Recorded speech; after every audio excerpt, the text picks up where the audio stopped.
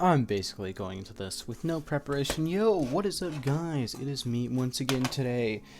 We're gonna shake things up a little because I have a speculation video up and going.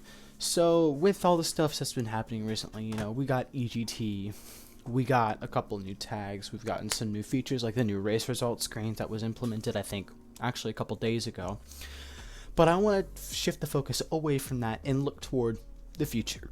What's going to happen for the rest of October, all of November, all of December. And I've got a few ideas that I want to, kind of hash out today.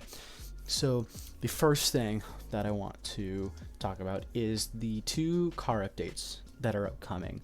Hutch said that the next car update is going to be a single brand that is going to be tagged with European Grand Tour, and there's going to be a second separate car update to be that'll get added like later.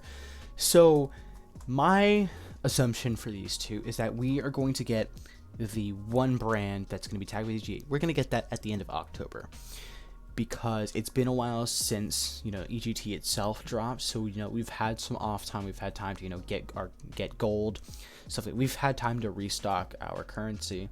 So it would be a good time to, kind of cash all that in, get a couple more EGT cars that will hopefully help us finish the trials. P.S. I'm not done yet. And then the second car update, which is also when rarity changes are supposed to come, but we'll talk about that later. Second car update, I think, is going to drop at the end of December, as a kind of like send off to 2024.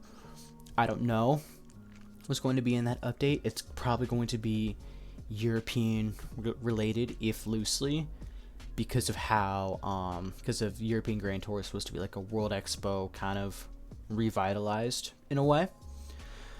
So we can't make any assumptions about that, but circling back around to the one brand, I think that brand is going to be Renault, and here's why.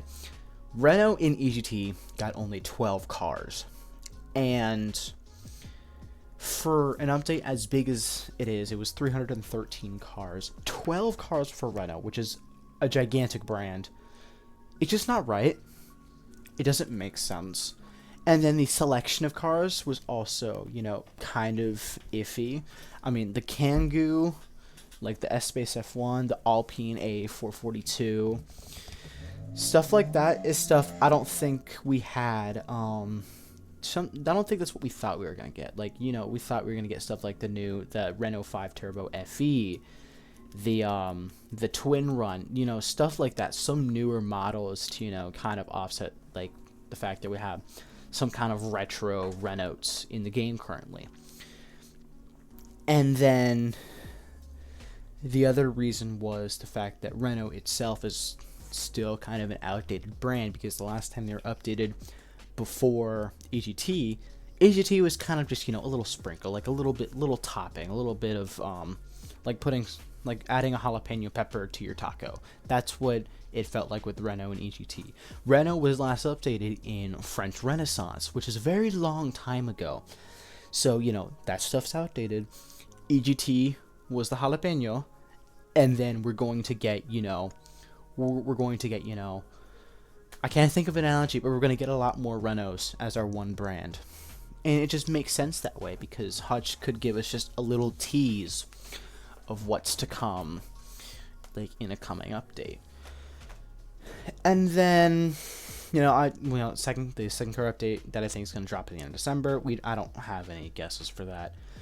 The next thing on the list to talk about is the brand new campaign, and I think this is going to drop in November. Purely because it doesn't make sense to drop.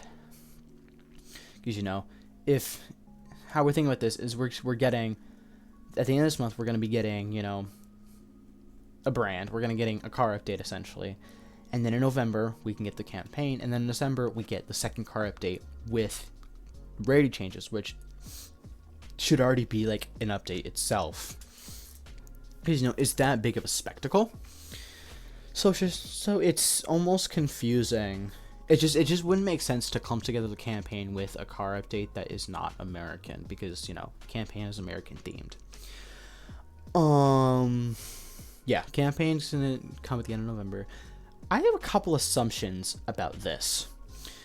The campaign, you know, it's American based, so I think it'll feature locations like New York, Miami, maybe a couple states like, you know, Florida, Georgia. You know, maybe we'll have Nashville, stuff like that. American stuff. It's an American campaign. What are you gonna expect? But then for the final prize, because, you know, beating Monaco, beating the original campaign gives you a legendary. I think it's going to be the same thing again. The final, like the 150th round of the campaign is going to give you a legendary, and I think it's going to be different this time around. I think it might be a prize legendary, and I think the prize legendary is going to be the DeLorean Alpha 5, because it's too terrible to be given out as a tri-series. It's still too terrible to be given out in a collection series, and Veterans doesn't update for another, I think, 6 months. So it makes sense to, you know, give this out. The other American prize cars, I mean, I'll put like a picture up on screen. I can't think of them off the top of my head, but the other American prize cars, I think, are too good. And the only other one in that RQ range would be the Beast, and we already got the Beast with Desperados. So I think the DeLorean Alpha 5 would be the only option. Because, and then we also got the Scat Pack Daytona with Summer Games, and then the other Daytona I think is too good to be given out in a campaign like this, because, you know, the 12C is terrible, the DeLorean Alpha 5 is terrible. It just makes sense. The next thing on my list of speculation to talk about is, you know, car rarity changes, and it's going. I think it's actually going to properly work this time. Hutch, I don't think, would put this much effort and time into something this big and this monumental that the game needs, because of the terrible balancing that we've gotten lately. Like, the balancing is horrible. 75% of legendaries that are RQ80 need to go down to epic. Like, there's a bunch of topsy-turvy stuff that's at the top or the bottom of their respective rarity, and it just needs some tweaking. And I don't think Hutch would screw that up, even if they had the chance to, because they need this to go over well if they want their company to stay together, you know?